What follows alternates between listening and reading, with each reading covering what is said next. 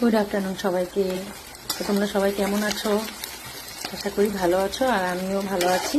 আর আজকে জানো একটা জিনিস রান্না করছি, যেটা নাকি দেখো, এখানে আছে রসুন বাটা, পেঁয়াজ বাটা আর লঙ্কা বাটা, আর এখানে আছে টমেটো, আর এখানে টমেটোও পেস্ট করে দিয়েছি অল্প আমি। আর আজকে না আমি এখানে শুটকি ছাড়া শুটকি চাটনি রান্না করছি। দেখো, শুটকি নেই কিন্তু কিন্তু শুটকি চাটনি বানাচ্ছি আমি। তো যেখানে রসুন বাটা, পেঁয়াজ বাটা, টমেটো বাটা দিয়েছি, একদম চাটনিটা যখন করবো না, খেতে না একদম শুটকি চাটনির মতনই লাগবে।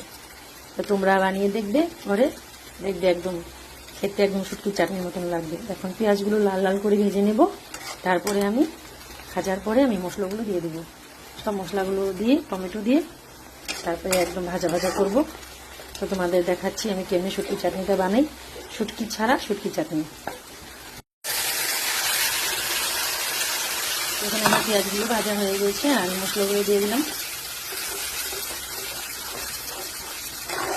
এখন মশলাগুলো দিয়ে আমি দিয়ে দিব হলুদ দিয়ে লবণ,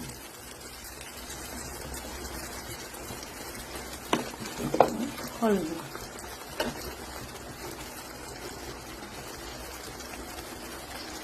তো লবণ হলদি দিয়ে একদম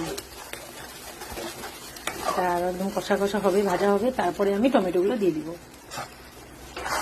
আর রসুনটা দেওয়াতে না একদম রসুনটা পেস্ট করে দিয়েছি, পেঁয়াজ রসুন, একদম শুটকি মাছেরই গন্ধ বেরোচ্ছে জানো।